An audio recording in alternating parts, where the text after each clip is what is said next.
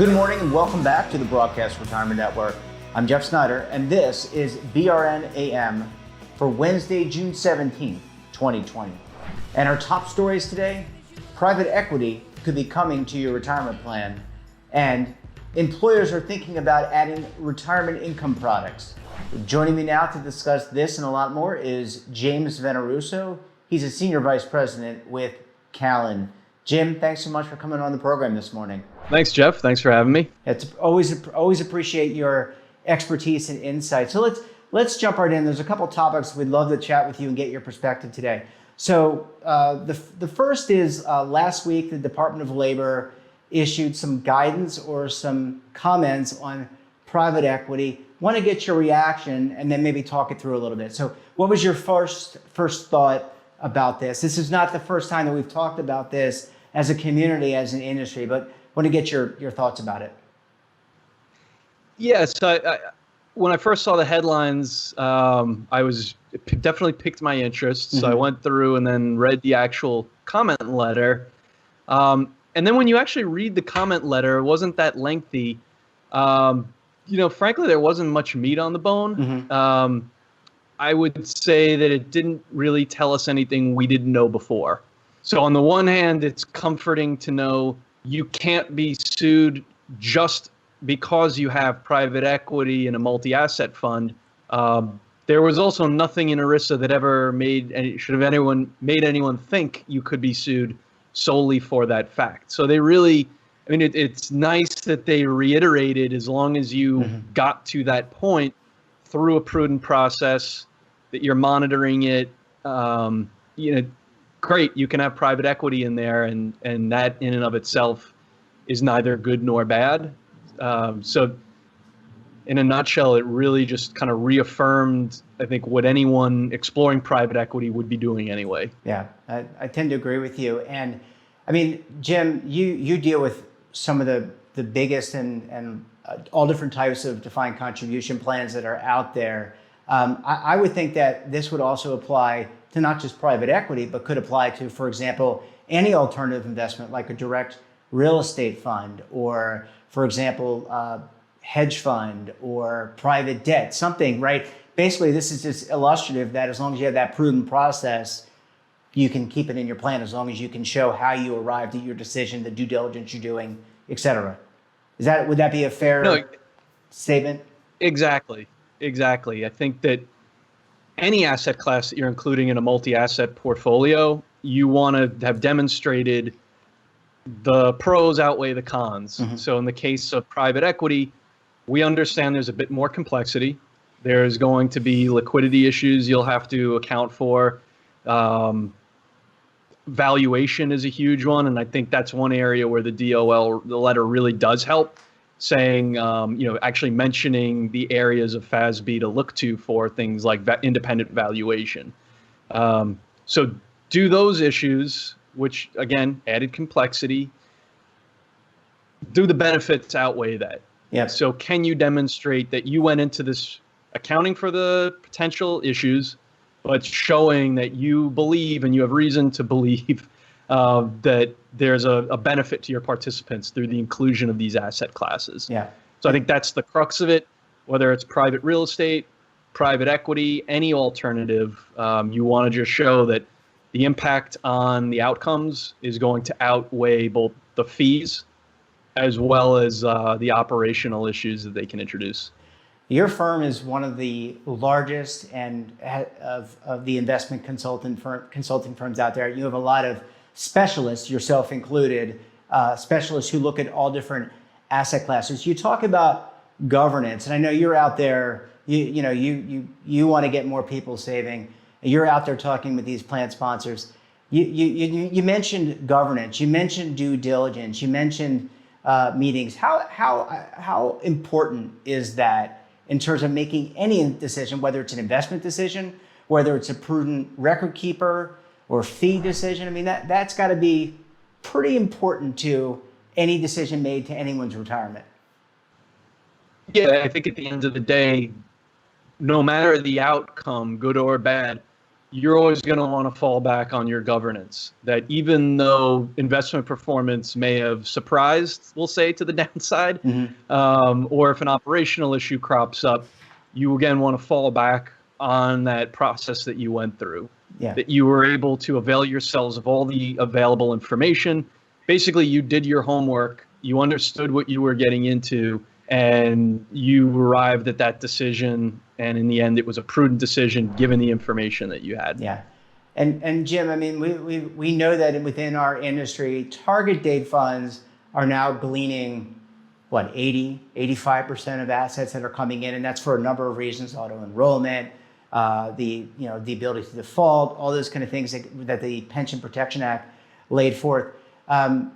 Is it your sense, in just talking with some of your clients and maybe some of the firm's clients, this would be of interest at least to consider? Many large plans might have a customized target date fund. So maybe they're not using off-the-shelf product, but they may have their own collective investment trust. They may even have their own mutual fund, but this is something that at least they would consider and come to you and say, hey, Jim and the Callan team, because you're a team, can you help us through understanding this? Yeah, I think that it's incumbent on all of us when we're evaluating a solution. How can we make it better? And we'll use custom as an example. So whether your review process is annual, biannual, 3 years maybe, are you exploring other asset classes?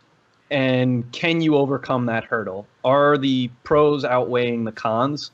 I think that unfortunately fees tend to dominate these decisions.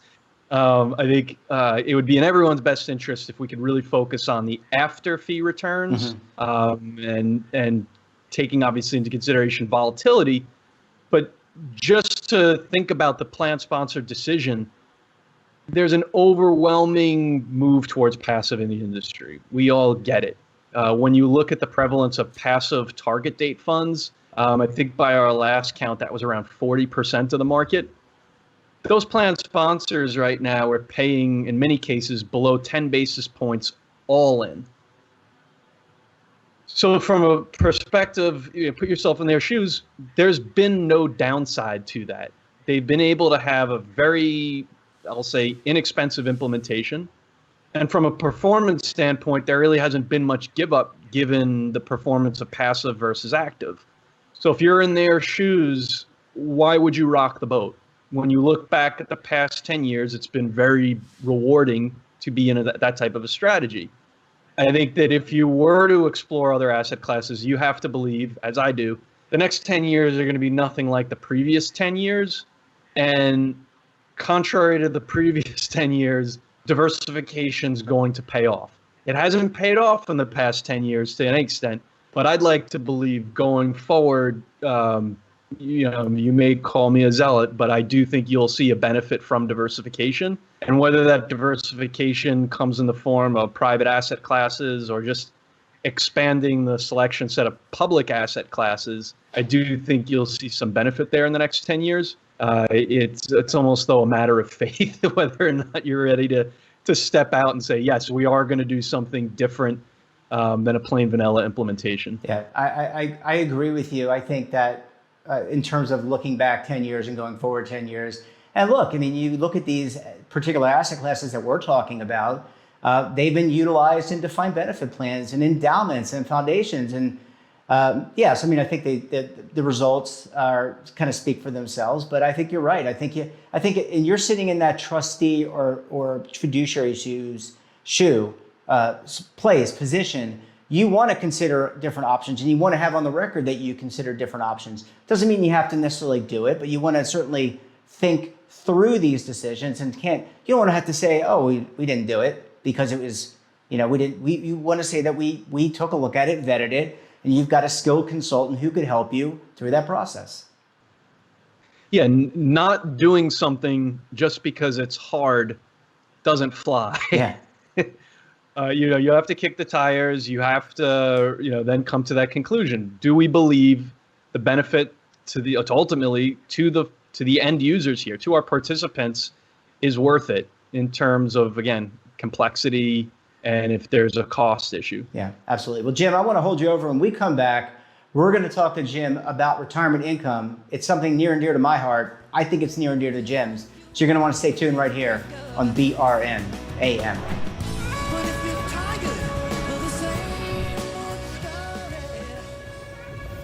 Imagine a new television network that will make you richer, healthier, and in control of your financial future.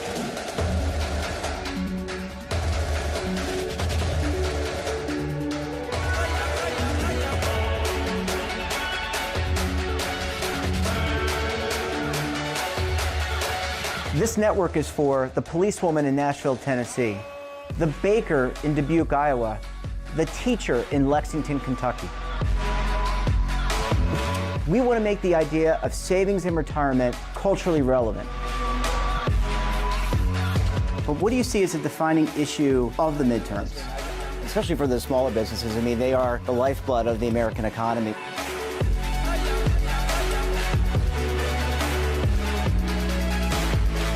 Featuring exclusive interviews, current affairs, and docuseries. 33 years old, you retired early. The philosophy is money only matters if it helps you live a life that you love. But you got to start thinking about retirement as soon as you get in. The Broadcast Retirement Network will drive very high engagement with premium partnerships. So this isn't retirement and savings for your parents or grandparents. This is for all Americans. And we're going to change the way you think about money.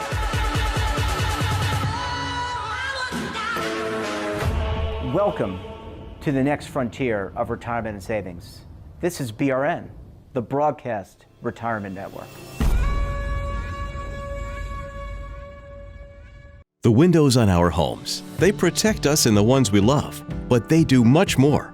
At Renewal by Andersen, making your home more comfortable is at the center of every window we make. It's why we custom build our windows in America and install them in as little as 1 day.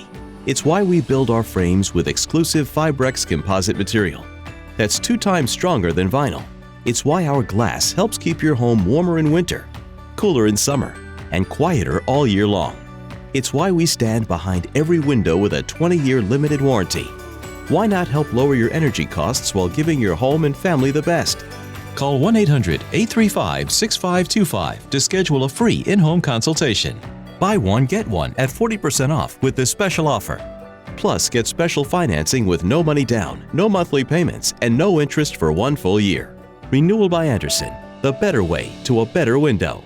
Call 1-800-835-6525 now. Welcome back. We're talking to James Veneruso, Senior Vice President with Callan. Jim, thanks so much for sticking around with us this morning. Thanks, Jeff. Yeah, I really enjoyed your insight and thoughts about private equity. I want to turn our attention now to another topic which I think is really important. And you remember way back years ago when we had the Secure Act, and we were all talking about Secure, and we were talking about the safe harbor for annuity. We're talking about retirement income. So I want to get, we're fast into this pandemic. There's a lot that's changed since then. But let's talk about retirement income. How are you, your team, and the folks at Callan kind of thinking about retirement income today? So the way we're thinking about it with our clients, it's kind of this amorphous topic, and it means different things to different people. I think as a plan sponsor, the first question you have to answer is, what do you want? What are your participants asking for? And what is it you're trying to actually achieve when you talk about retirement income? And I think that question alone will help guide where you wind up. But to even take it a step further, let's go back. Does your plan want this? So not every plan wants to keep retirees in the plan. We do still work with clients who say, you know what, when they're done working with us, get out, the bond is severed. They may say it nicer than that, but yeah, you're gone. Take care. We no longer have an association with you. We don't want you tying up HR's time. So goodbye. That's one kind of school. And I do see fewer plans thinking along those lines. I think according to our latest research, the majority of plans now have a policy in place, and that policy is to try and retain the assets of retirees as well as terminated participants. So if you have a policy and you want to retain those assets, what are you doing in order to put that policy into action? Sure, So what sure. steps have you taken? And I think kind of the first step we work with clients on is, what's your record keeper doing? Can your record keeper have distributional flexibility for participants? So do they provide installments? Do they provide periodic distributions? Is that even something in your plan document you allow for? So that's, I'd say, the operational first step. Sure, sure. Once you get there, then the question is, all right, what in the plan is appropriate for people nearing and in retirement? Is it a target date fund? Is it stable value? Is it a managed account? Those are three options that do exist in most plans and could be perfectly suitable for participants at this stage in their lives. I think then you can go further out and say, is there an argument to be made for a guaranteed solution? Or is there, I should say, or, because they're not mutually exclusive, is there an argument to be made for what we're going to call a payout fund? So a type of fund that's non-guaranteed but structured to provide some level of payout over time. So that's at least how we're working with clients to think about this. And with regard to a guarantee, really, so much of it will be driven by demographics.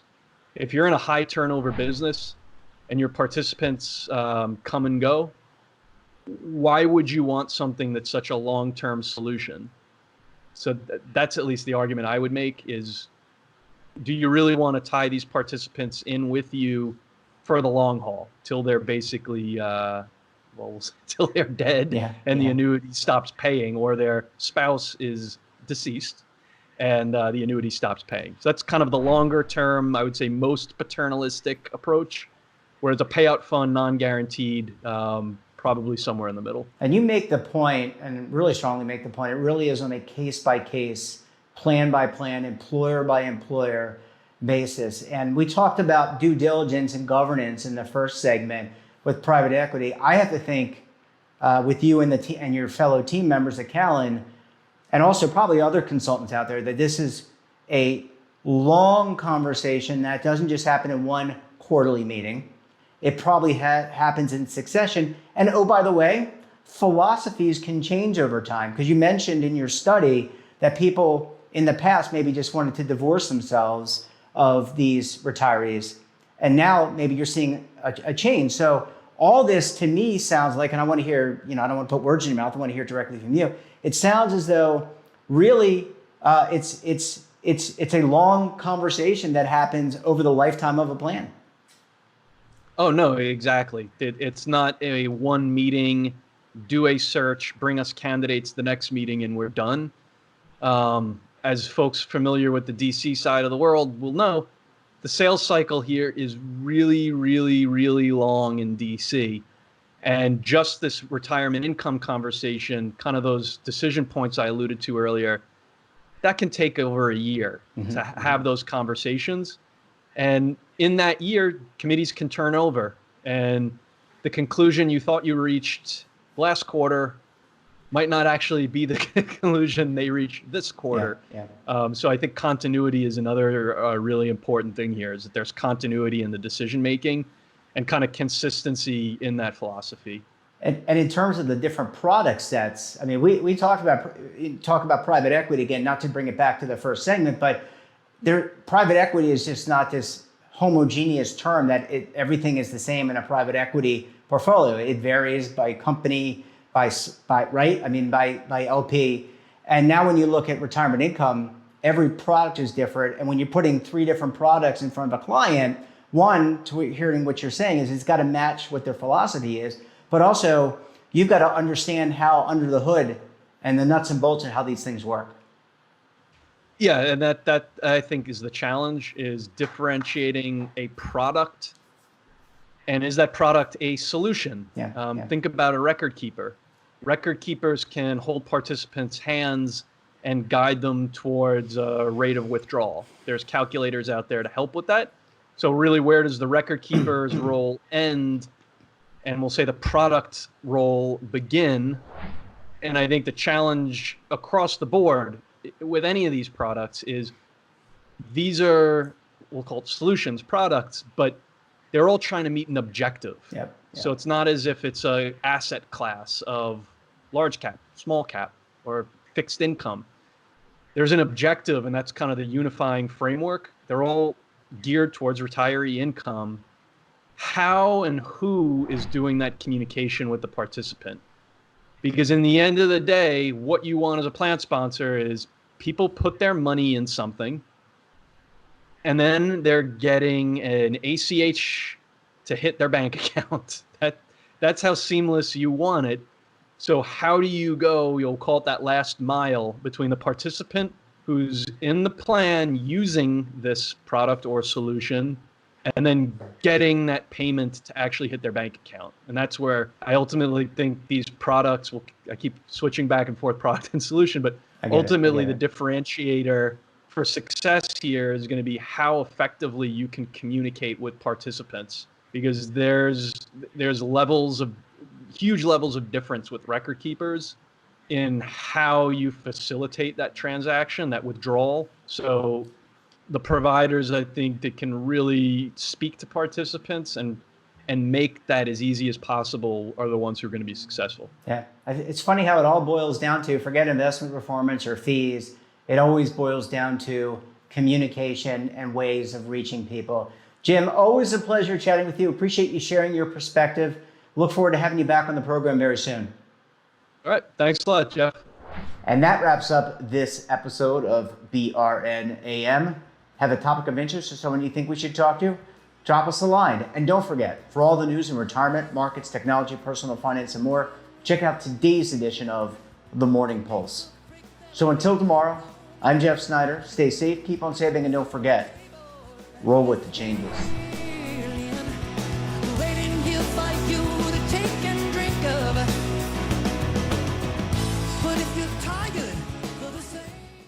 Attention! The Centers for Medicare and Medicaid Services has officially authorized new benefits that Medicare Advantage plans may include. To get the benefits you deserve, you can call the Medicare Coverage Helpline. Hi, I'm Joe Namath. If you're on Medicare, this is important information. I called the Medicare Coverage Helpline and they instantly looked up my coverage. In this one simple call, they offered to enroll me in a plan that includes rides to medical appointments, private home aides, doctors and nurses' visits by telephone, and even home-delivered meals. The plan also includes dental, vision, hearing, and prescription drug coverage, all at no additional cost. Don't delay. Call to see if the new benefits are available in your area. Call the number on your screen now. It's free. Call 1-800-757-1451. That's 1-800-757-1451.